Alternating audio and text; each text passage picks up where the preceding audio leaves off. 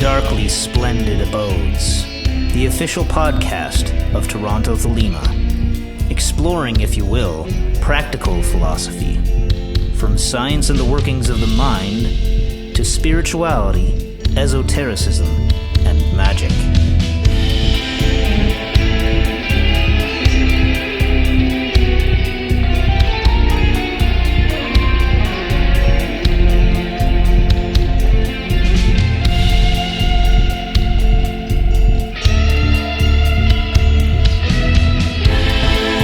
Stooping down, dipping my wings, I came into the darkly splendid abodes. The magical and mystical system developed by Aleister Crowley and George Cecil Jones, commonly denoted as the AA, consists of 11 grades or degrees. These in turn compose 3 orders. Edward Mason and I will take a look at these 3 orders and how they apply to the path of the initiate.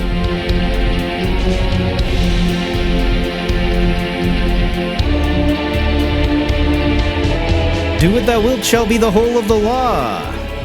Love is the law, love under will. Welcome back, Edward. Good afternoon, thanks for calling me. Yeah, how are you doing these days?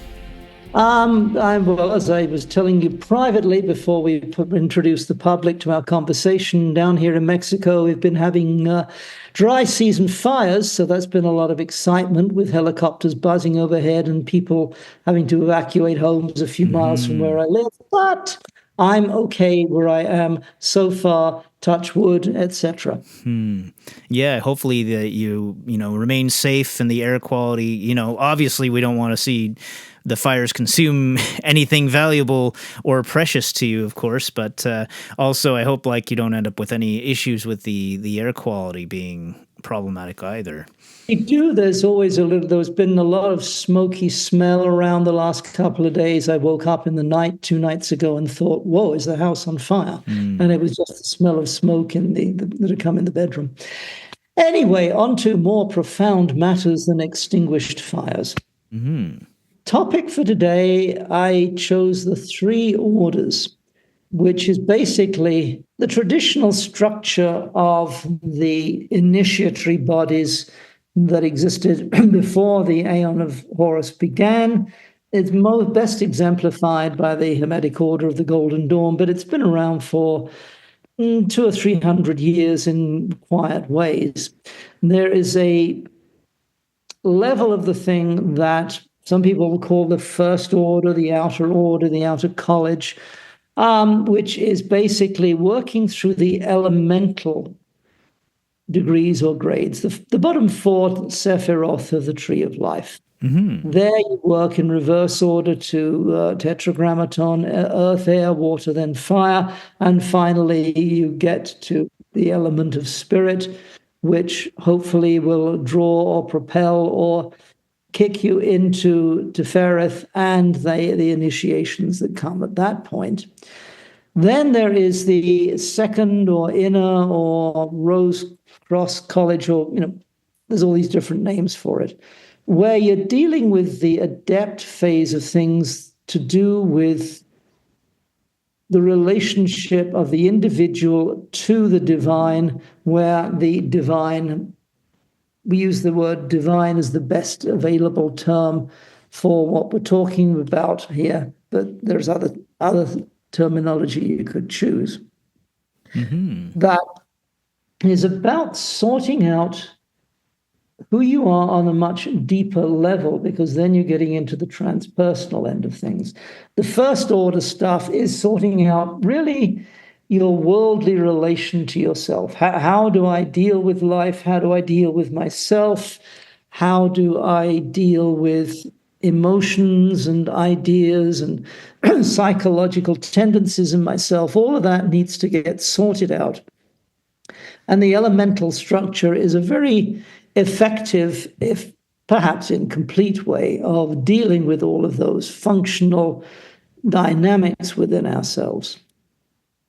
And of course, finally, there is the third order, the masters and above, where really the personal self, it's still there because you need some kind of interface with which to interact with the world.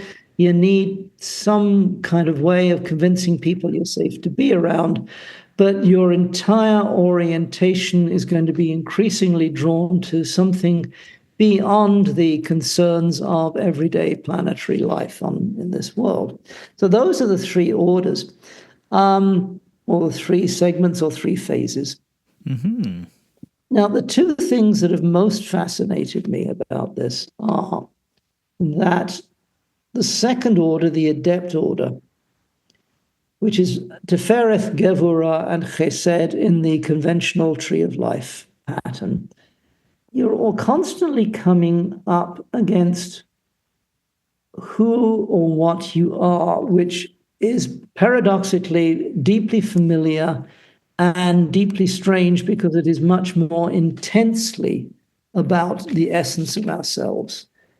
And I think it can be profoundly alienating for a lot of people as they try to deal with the world as this is coming up. The second aspect of this is, and I think we dealt with this in another talk, which is where you could take the phases of life, especially Erickson's analysis of them, and say this is the phase of life corresponding to adulthood through to late middle age and the early onset of the senior years, where you're going through these phases of personal development. And this would happen whether or not you're an initiate or whether you're just somebody who's trying to figure out what life's about. Mm-hmm. But for initiates, and this being a Thelemic podcast, I'm looking at people who are initiated or who are trying to get through initiation or are contemplating it and thinking, okay, what is it I'm going to be dealing with? And it's that strangeness of the alienating factor that fascinates me and often repels me still about what I'm doing. And I think, why did I get into this in the first place anyway?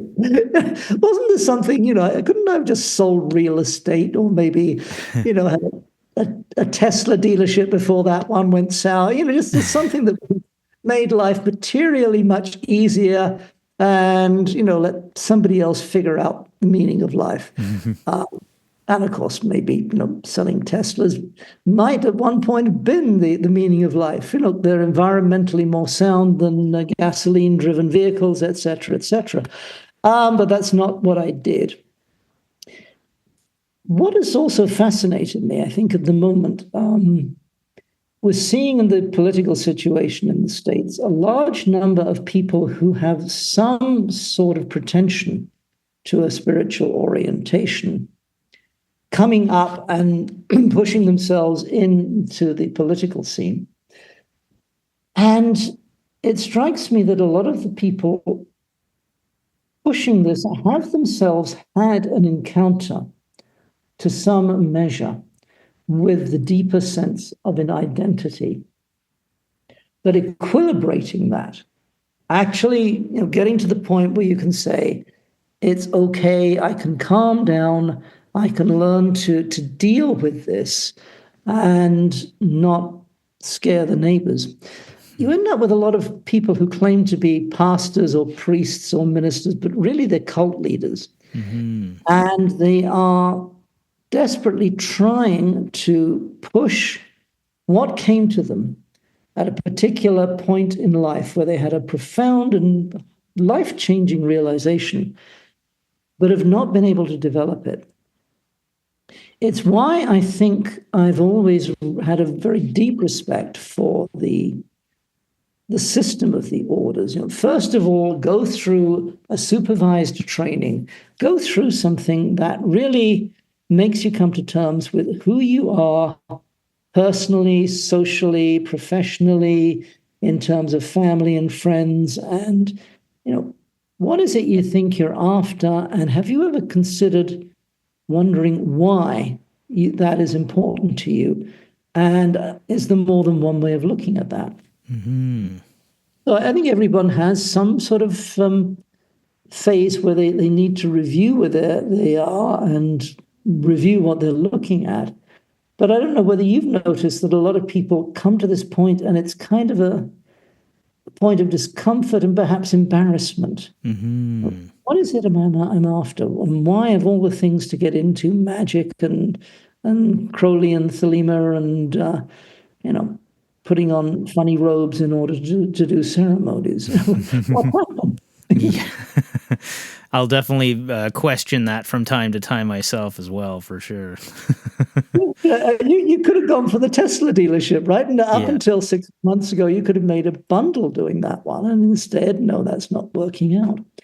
Now, I think anyone who's had any sort of supervisory role, as I've had in esoteric orders, primarily for me in the Temple of the Silver Star, which has been my personal focus, but I shouldn't let people think that they should be held responsible for what I'm coming out with right now. Mm-hmm. There's probably some of the senior people shaking their heads thinking, there he goes again.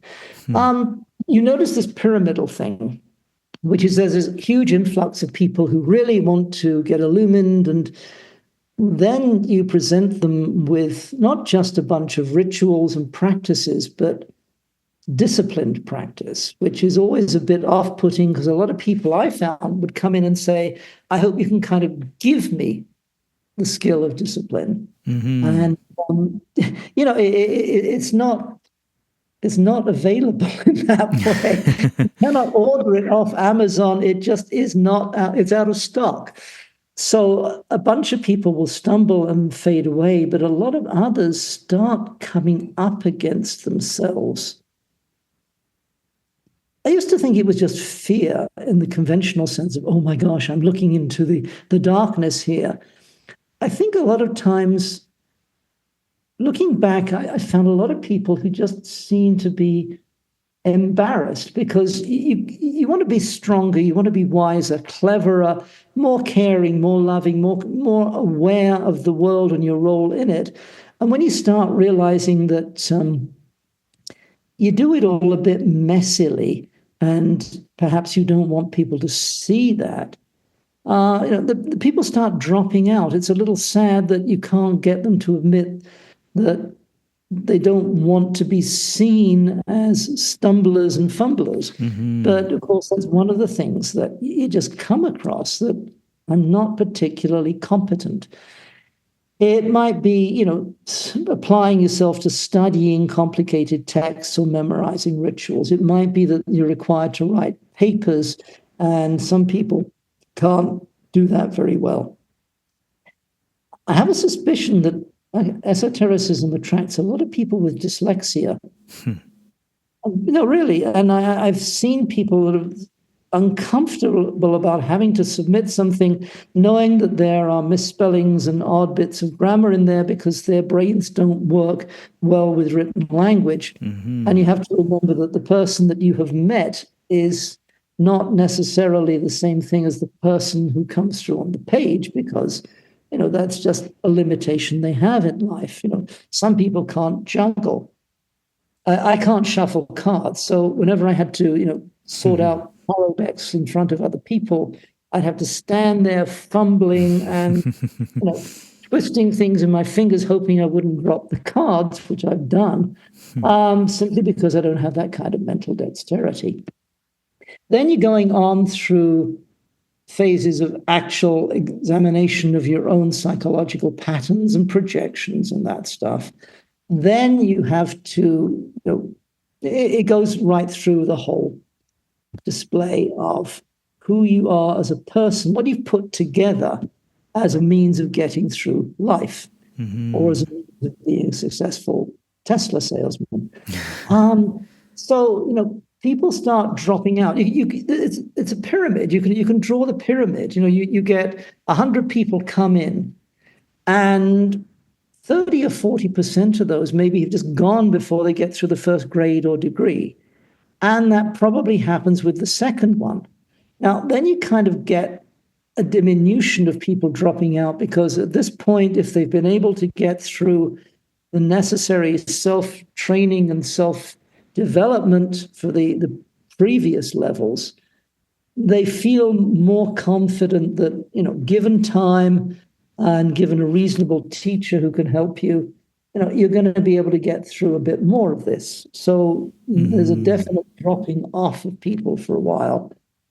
But I think when you finally get to that stage where you're coming up to adeptship, and I had a talk about this with a very senior adept not long ago, who mentioned that just people seem to stall because the idea of allowing the strangeness as well as the remarkable intimacy of letting this thing that we generically call the holy guardian angel begin to come in,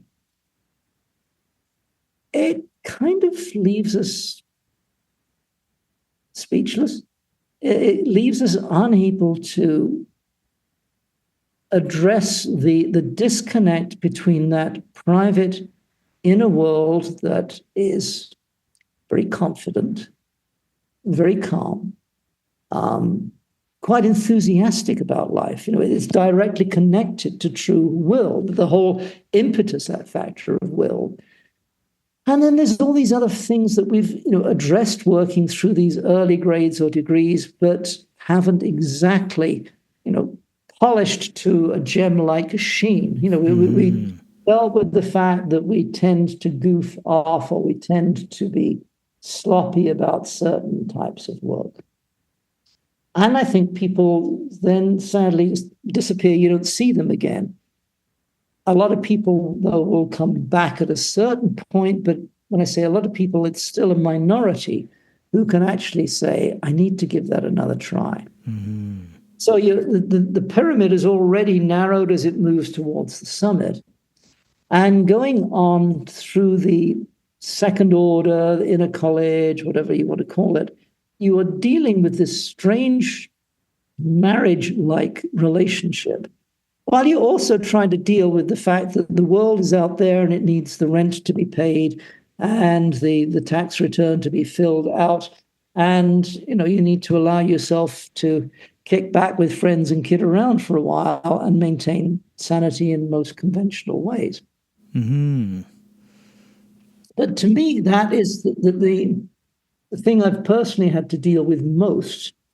And I think what actually prompted me to this paper, if I call it, no, let's not call it a paper, these sketchy notes that I'm looking at now talking with you, is I still haven't quite worked out this particular relationship. I don't know whether you've got a comment here, because all the time I was pulling this together thinking, I'm not saying quite what I want to say. And I thought, well, hey, I'll ask Darren, what does he think about it? He knows the answer. Well, there's two things that come to mind. It's the type of thing, like, I totally understand exactly what you're saying, and I recognize the same kinds of patterns and things. And the two things that come to mind, one of which, to start with, is when I first entered the environment, it was amongst the OTO, but the general sort of cultural climate, so to speak, felt like basically like there was this poker game going on where nobody really wanted to show their cards to everybody else. It's like, so you go in and you feel like you have to kind of, hold yourself in a certain way and keep your secrets and not really reveal how little you might know or how much and that sort of thing. So in order to save face. And I feel like that and then on top of that, the other thing would be the idea that there's inevitably a lot of emphasis on one side or the other in terms of what kind of progress you can expect to see and how quickly you can see progress. So meaning basically it's very common to sort of naysay the idea that, well, basically you're going to be committing to a big project here and you'll be lucky if you can achieve the K and C, much less anything that's beyond that. Versus the other side of the coin where it's like, no, just jump in and start doing that right now and forget about that kind of thing. And I think that, these two sort of aspects feed into a cultural climate that affects the overall, the way that people engage with the material and the way in which they may become their own worst enemy in one way or another, just with this sort of unconscious capping off of how far they can expect to get, or this unconscious expectation of like how much easier it's going to be when they just start rolling up their sleeves and digging in. Yeah. Yeah, thank you. I as you were talking, I had a flashback to long before I was with the Temple of the Silver Star. I was with a similar fraternity in Toronto. And it just happened that the leadership we had decided to quit. And then it sort of came down to one other guy who said to me, look, don't worry, Edward, I'm not going anywhere. So 2 months later, when he'd left, it was like, okay, that means I'm now the teacher of this group. And of course, I was still very much going through first order stuff. I'm thinking, how do I fake this? And I think that I ended up, for years, always in a teaching situation. Partly because, I did enjoy it, and I did think I was, doing better than some people could, simply because I'd been around longer, but always with that sense of, I'm faking this. So the imposter syndrome never, ever quit. Mm-hmm. I was the warden of the Temple of Our Lady of the Stars in Toronto for 10 years. And there was always that sense of, what am I going to talk about next meeting? Now, I'd sit down and stuff would come through. There was definitely, the HGA was saying, don't worry, I'll give you stuff. But the problem was that this was not stuff that I had come across and fully explored for myself, or was not fully able to live.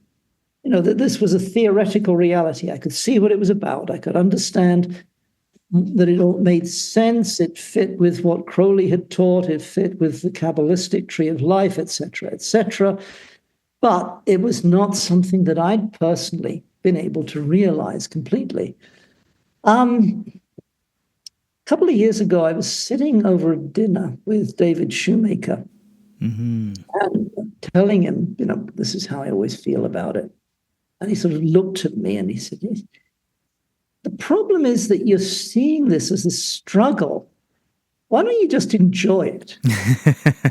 Well, I was just thinking, no, I can't possibly enjoy this. This is my responsibility here.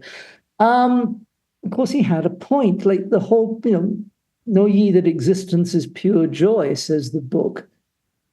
And yeah, that is real to me on one level, but actually doing the jabbering at other people sort of work was always stressful, because I felt it's not a complete realization. And I would need to be really a master of the temple fully, to just allow the DHGA to direct everything with my personality, like an affectionate dog running around its heels. Like the little red dog on the knees of the unknown. Yeah. Yes, unknown, exactly. And of course, I was not at that point, and it's something I still deal with.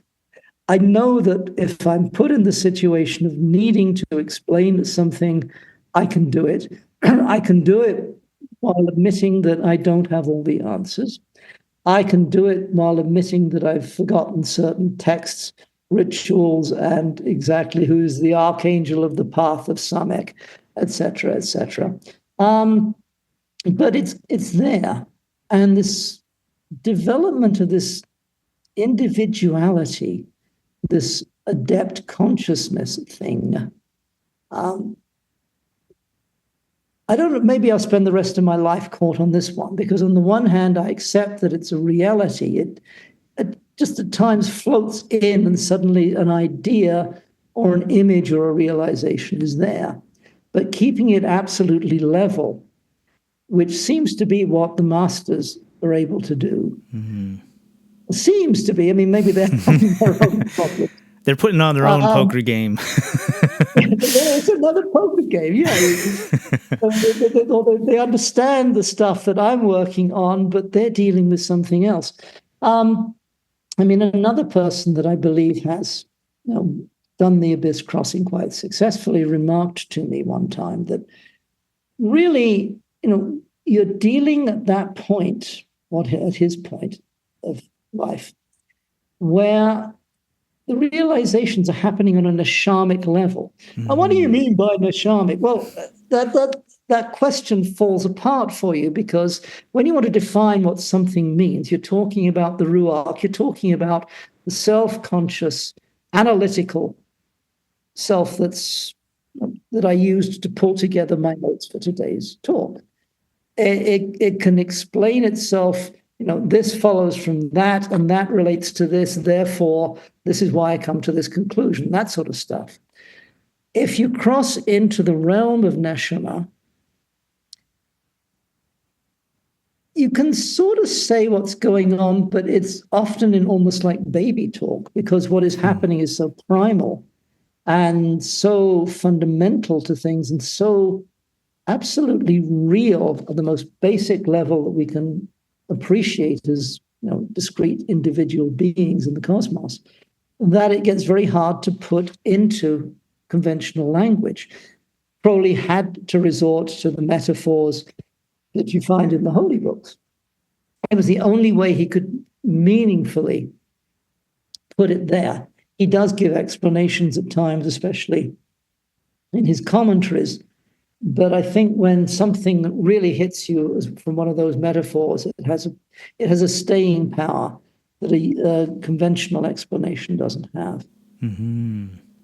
So anyway, having summed up the basic problem of existence in today's talk, there is still that phase ahead, because you can't not be aware that there's a further distance you could go.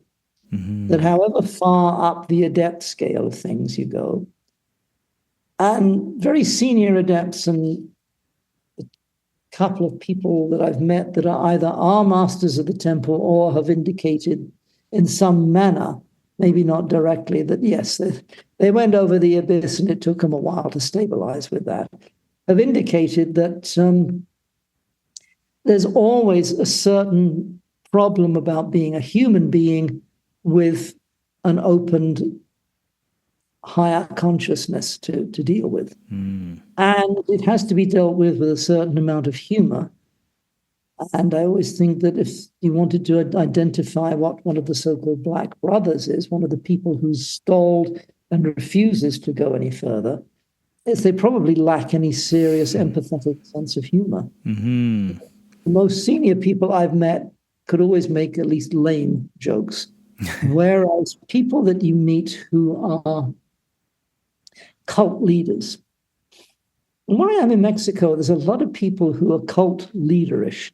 They've done a lot of yoga, or they did some powerful retreats, and they had some shamanic experiences years ago. And they came to some certain conclusions. In 9 cases out of 10, they seem to be people who rather skipped over that first order work, that taking the personality apart. Oh, I didn't want to get stuck in the ego, one guy. Of course, yeah. Well, that if there's one way to make sure you get permanently stuck in the ego, it's not, getting your hands messy. You have to walk through the garbage dump before you can come to the foothills of the mountain. Mm-hmm. And, it occurs to me that people who do ascend Everest have complained that the mountain itself has become a bit of a garbage dump because don't want to have to bring all their trash back down, so they leave the food wrappers and the body wastes and broken equipment all the way up the mountain. Mm-hmm.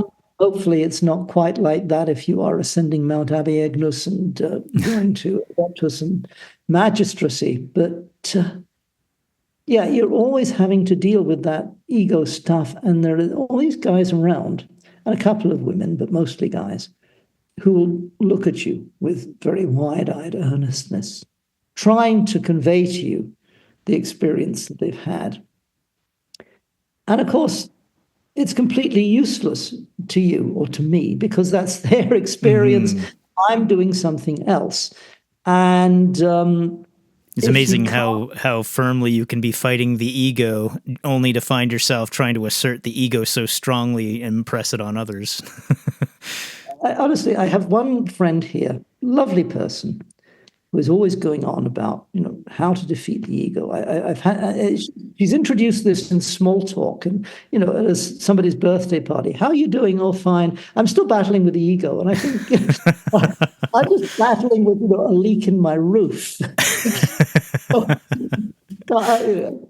I always wanted to have a heartfelt discussion with her and say, you realize that your obsession with getting beyond the ego is the one thing that is probably anchoring the ego there. You need some ego around, because how could you be talking to me without something that identifies with the regular human state? But yeah, you have to, in order to bypass the dominance of the ego, the power it has over us, you have to have messed around with the way you've put your personality together and realize that, okay, well, that works for me. It's okay. It's a toolkit. But, I've got to remember that it is just the toolkit. And I've got greater intelligence, greater ambitions to deal with beyond that particular thing. Yeah, I think I remember a huge breakthrough moment for me was actually when there was a time early on. I'd only been around with this previous order before the Temple of Our Lady of the Stars for a brief period, and you had asked me if how I would respond if I was asked to take on an officer role, and I said, well, my ego would be really pleased by that, but I don't know if that's a good thing. And your response was roughly that, along those lines of, a magician needs an ego, and the ego is not a bad thing. So that helped me to put it into the perspective of the ego being essentially a tool and having its place within the overall structure of the individual. I'm glad I'd already transcended mundane preoccupations in life and was able to dispense. So what are you doing coming back here for? Oh, dear. We better watch it, or this podcast's going to turn into an in-joke. Anyway, what just fascinated me, the more I looked at this, from the moment the idea popped into my head, it was just, there is this constant movement towards some, as I said before, but it's worth repeating, something that is profoundly essential, profoundly central, profoundly immediate within ourselves, that we are trying to get to and introduce into life. And at the same time, it has its own agenda, which is going to take us into some pretty odd headspaces. Mm-hmm. And that's why, they always say to people who are about to who've just gone through KNC, go and isolate for a few weeks. Because you're really, really going to come out with stuff that you think is amazing and is going to make people think you're very odd. Mm-hmm. Why? Because you are very odd. And there's no sense of proportion initially with those kinds of, breakthroughs as well. So the other thing that was going through my mind in connection with what we've been talking about is that right now, we're recording this at the end of March in the mundane year of 2025, tremendous confusion and a breakdown of the order of society that's been around in the Western world and more broadly for decades. And it seems to me that this is one of those times when being an initiate or aiming for initiation or maintaining an initiated view of things is more important than ever. Mm-hmm. Now, you can't come up with the answers. 25 times a day, I see somebody posting something that this explains what's happening, this explains this particular individual and their strengths or their failings or their evil nature. And I can't remember a quarter of them.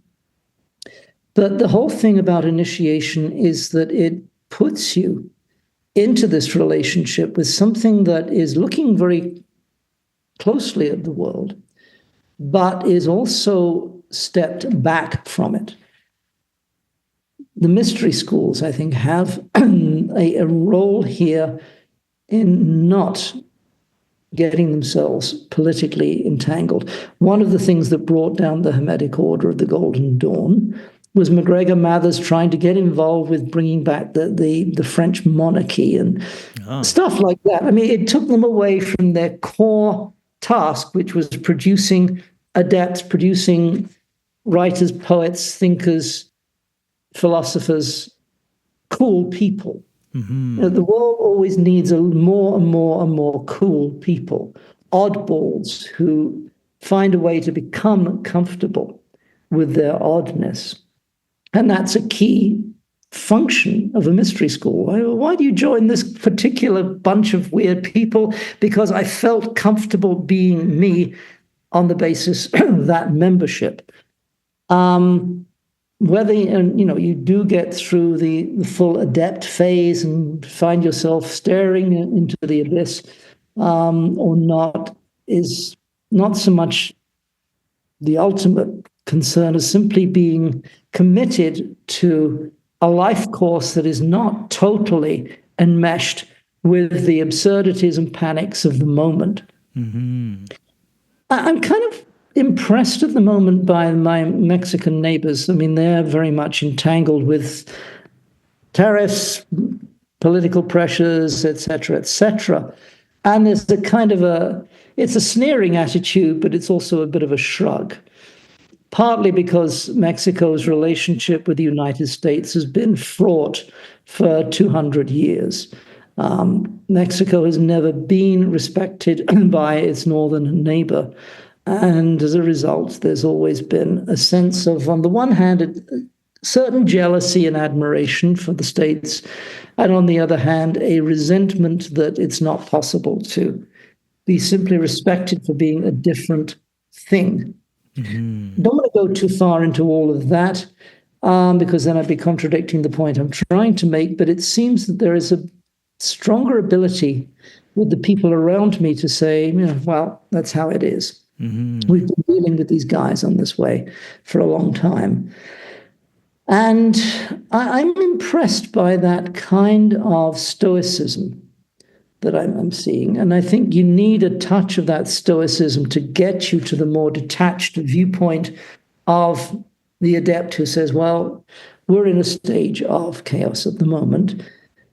We're always warned that this aeon is going to be one of war and conflict. It's not, it's going to be an easy ride. We've always had to say to people, we are not the advocates of the age of Aquarius, and we all join hands and sing, or sing the age of Aquarius. That ain't where we feel things are headed.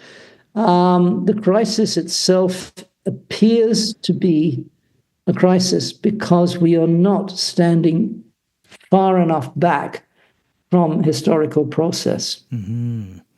Yeah, it's a little bit like seeing things just from the particular point of view of a piece on the chessboard instead of being able to stand up above and see the overall chess game at play. I like that metaphor. I'll steal it.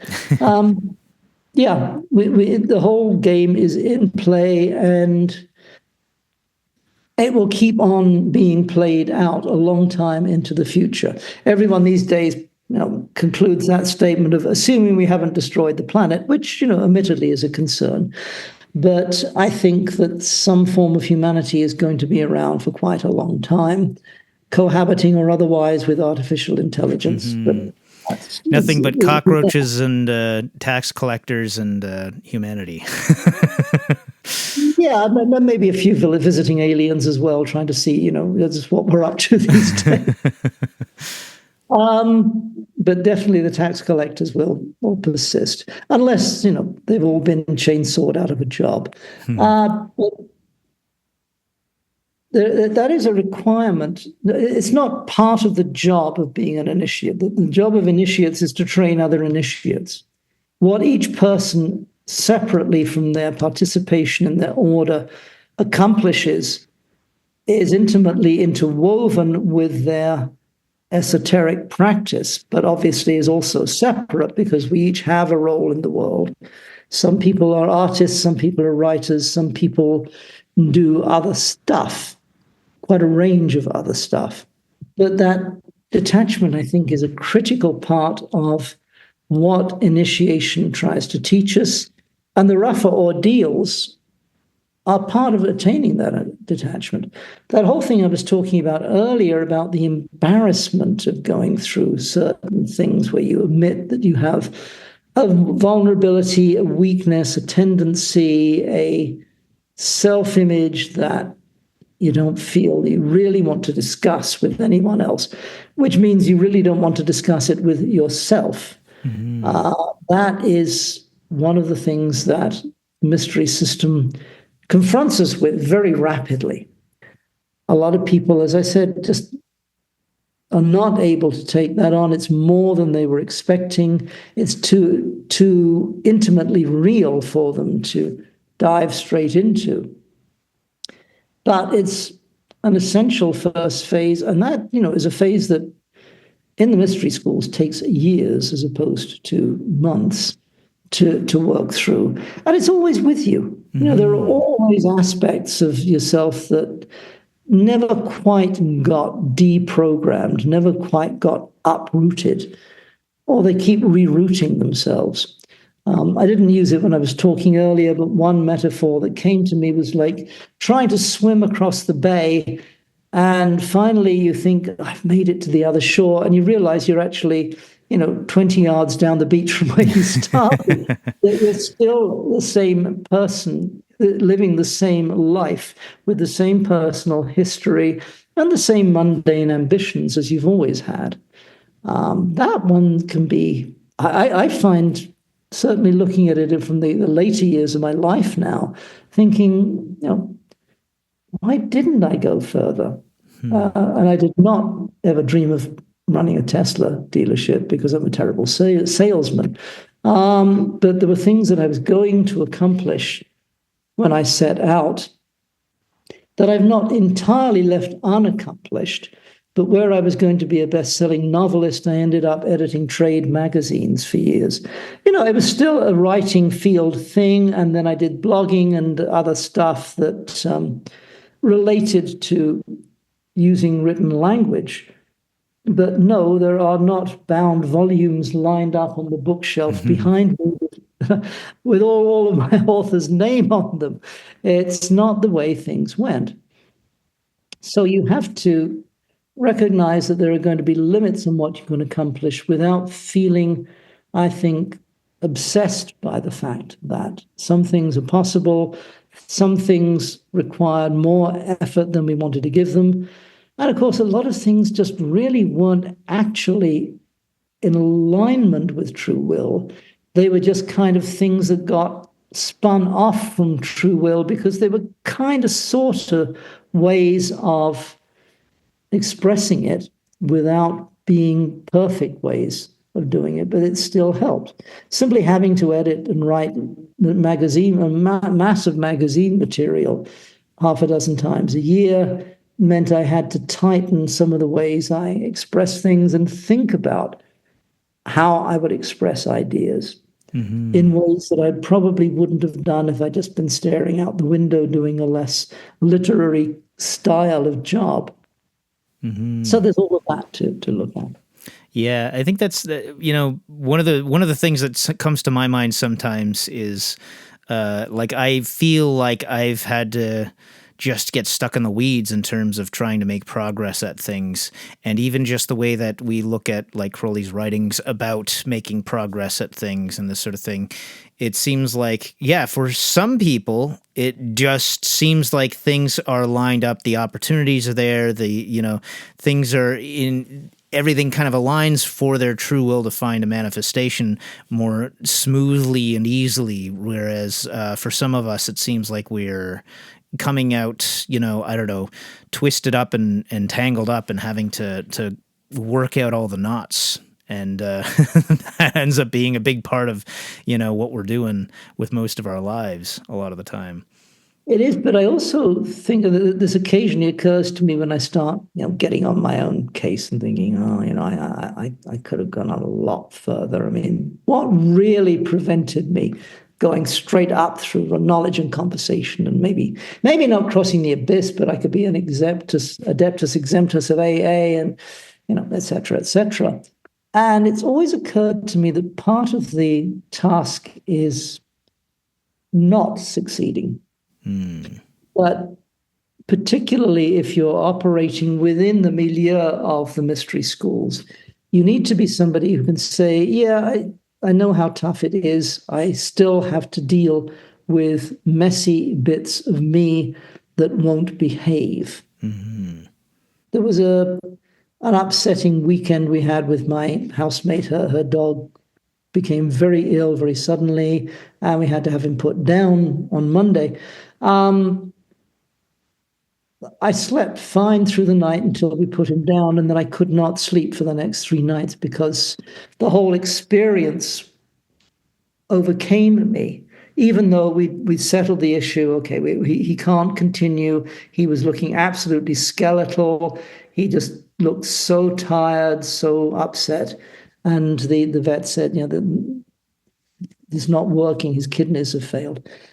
So we had to make that call.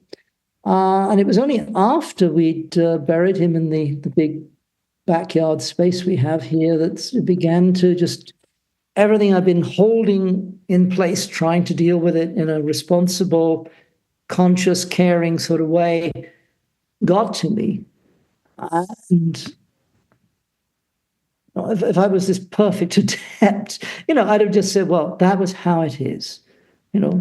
These are shadows, they are past and are done, but there is that which remains, and it's bedtime, so I'll just sleep through the night. No, I couldn't. There was just so much that was brought up about the conditions of life, the fact that people, like animals, become ill, get old, and die. I know a couple of people recently who have been dealing with severe illnesses, because I'm in that age bracket where all of my friends are saying, oh, I went to the doctor last week and he thinks, ... I think perhaps the masters really do have that sort of control. The real, genuine, realized masters. Because you've got to remember, again, there's always this proviso that, okay, you've just taken this grade, you're not altogether in that grade yet. You've got to bring all the bits of yourself into that grade experience before you are stabilized in that grade. And you may need to do that for some years. My first teacher once remarked that he'd gone through what I think was 3/8 AA in, a few months. And thought, okay, 4/7 AA is just, going to be the same. And he was stuck there for 7 years because of his personality structures that just needed a lot of ironing out. And I think that's part of the initiation process, again, of learning to deal with not just getting yourself to where you want and feel you need to be, but also dealing with the fact that as human beings, we have to go through this really messy life experience. You just don't always do stuff right. And that's just, the way things are.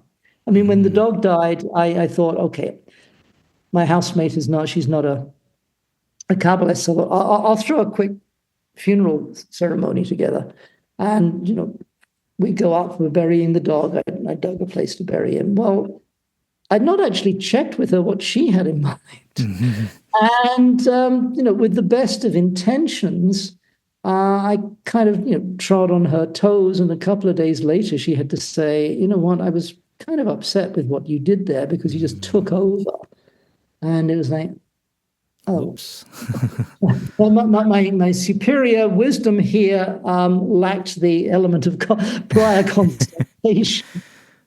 Things like that are always going to be there. And this was not something I was doing out of malice or out of a lack of concern and compassion. I wanted to be helpful. And in fact, I just, without thinking, pushed her to the side.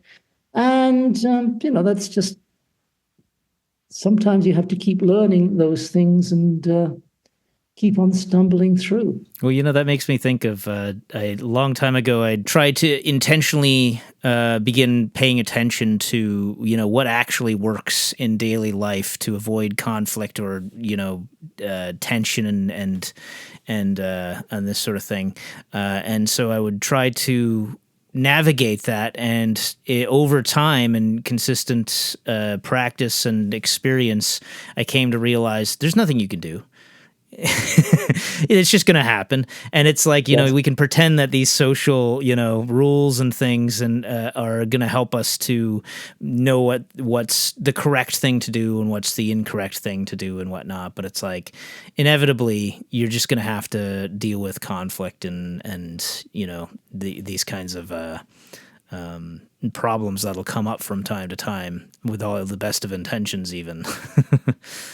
Yeah, thou shalt have danger and trouble, Rahu Kuit is with thee. Mm-hmm. But the two things, and one does not rule out the other. You're still going to have the danger and trouble. Maybe not that much danger in the lifestyle that I've adopted, but certainly trouble, because I don't always stop to check in with everybody else. Like, is what I'm doing okay? And sometimes people will say, well, all right. When they mean, no, it's not okay at all. So there's that, again, you're dealing with the intimacy of transcendent initiation. You're dealing with the supernal, you're dealing with something that is completely outside of the context of ordinary human life. And that involves visions, and it involves contact with levels of consciousness or separate beings well outside of the human scale. And then there's always the sense that you are dealing with something that is absolutely at the center of you. Mm-hmm. People go on about the heart and the heart center, et cetera, et cetera, et cetera. But it's true that is the thing that you're actually trying to get closer into, so that Hadith is functioning right from that very center of beingness, and it's an aware process. It's an aware reaching out to others, and it's also an ability to do nothing, that which is a very hard thing to do, nothing, when it's called for. Mm-hmm. I've always hoped I could master the art of nothing. Just be shut down. I did. There was a phase in my early life for the very first stuff I was doing, and I thought, well, I don't know that I've really become that spectacular a super being, but I was able to sit and just have my mind calm and clear. I never really got back to that, except intermittently with magical work. It's one of the things that's kept me in magic. If I ask myself ideologically, philosophically, why magic is, well, it just happens to work for me. Mm-hmm. It's the thing that shuts my brain down, which is, really nice when you can take a break from yourself. I was just reading The Gospel According to St. Bernard Shaw by Aleister Crowley, and I was, for the first time, reading it with actually, comparing Bernard Shaw's preface to Androcles and the Lion, which is what Crowley's actually criticizing or commenting on. And so it's the first time I'm actually comparing, chapter by chapter, going back and forth, so I can actually get the context for the damn thing. And yeah, there's some interesting stuff, but there's a big portion that Crowley specifically pulls out of his Dao Tian, whatever that book's called, and it's basically talking about Japanese rulership in some ancient period or something, and the idea that, well, there's these problems between the classes and whatnot, and so the advice of this ascended master is basically breaking it down to balancing everything with its opposite. So it's very much Crowley's Taoist ideas, and so like he uses the example of I would give a course of being prim and proper to the prostitute, and I would hope that she would end up being, she would result in being a great mother and, this sort of thing. And then I would give, for the prudish woman, I would give a course of hedonistic kind of sexuality in this, and I would hope that she would end up being a good mother, this sort of thing. So basically, the way I think I had put a spin on that was like, I would recommend atheism to a theist, and, you know, like Satan to a Christian, and these kinds of ideas, so that it's like you can balance out whatever your current sort of position is on things. Right. I doubt that a single one of those examples would actually work in real life. I know a few Christians, and I've also known a couple of women who were prostitutes. And the way I dealt with them as individuals is not what Crowley's recommending. But who knows? He might have been right. But yeah, essentially, you have to reach that balance. Well, not a balance point, the ability to allow the pendulum to move. That I think is one of the fictions of initiation. And I've found a lot of people very early on who do quit. It's like they're hoping that immediately they'll come to a state of peace and calm. You'll somehow give them the spell, that exercise or the magic word, the word of power that will just stop everything. That is a long work. And part of the work is realizing you're not going to get to the stop point all the time. You might, when you are sitting in your temple space, doing a mantra, meditating, or in the middle of a ritual. But most of the time, you're just going to have to allow yourself those fluctuations from one point to the other. I think that comes back again to what I was saying about the current political situation, of recognizing that there are enormous tides of emotion running around at the moment that are very upsetting, alarming, depressing, etc., etc. And allowing yourself to know those, to feel them and think, I felt that too. I'm not oblivious to it. And I'm not going to pretend that, yes, well, we must all be non-attached. It doesn't work like that. You're going to feel the attachment. And until you've known the attachment and seen where the attachment lies and how it's manifesting, it's going to be tough to get yourself to a point where you can say, okay, what is happening is happening. I can only truly control my own self and maybe my own immediate environment. For the rest, I have to let things go the way they have to go. Mm-hmm. Yeah. And it's the really, really great initiates, the true masters, who have got to the point where they can say, black is black and white is white, and sometimes white is black. And you think, what? And you think, well, it just happens at times that you can't make a clear differentiation between what is desirable and what isn't. And that, of course, is the spiritual crisis for the master that Crowley has in La Liber Bivel Magi. It warns him that you're just going to face this weird situation where any position that you take can be a valid one. You just have to deal with that and manifest it consistently, while knowing that, if you're preaching the word of God, you could easily be preaching the word of atheism or a Buddhist non-theism as well. And that would also be equally valid. Mm-hmm. And the actual truth that underlies or interpenetrates or just lies behind whichever philosophy or philosophies you're pushing is the real thing that really doesn't have much of a name, and you can't identify its nature. The initiate has to come to terms with the fact that there's something that is absolutely undeniable, cannot be excluded, has to be included, and cannot be identified by any set of convenient adjectives that come into your mind. Mm-hmm. So that's a wonderfully uplifting note for people who are trying to figure out whether Thelema is for them or not. I think just be sure that you have the power of the devil card of mirth as you're going through this. Yes, the devil is a very important component of the initiative path. Well, thanks very much, Edward. I really appreciate your time, and this is a really interesting discussion today, being able to delve into this idea of the three schools. And it's, there's plenty of fruit there that's left untouched on higher branches, I'm sure. We could probably come back to this in sometime later on and redo the whole thing with a different understanding. But anyway, thank you for being the sounding board, because as I said, I was drafting my ideas and thinking, what is it I actually want to talk about? And whatever I came to talk about is what I talked about.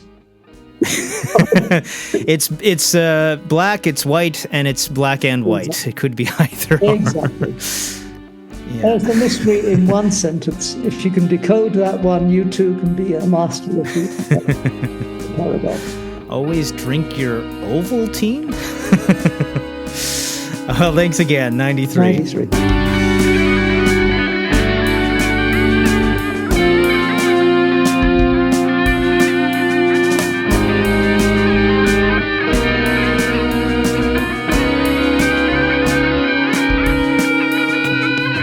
Thanks for listening. Look for Toronto Thelema on Instagram, Facebook, and YouTube. Watch for events in the city. And join us again in the darkly splendid abodes.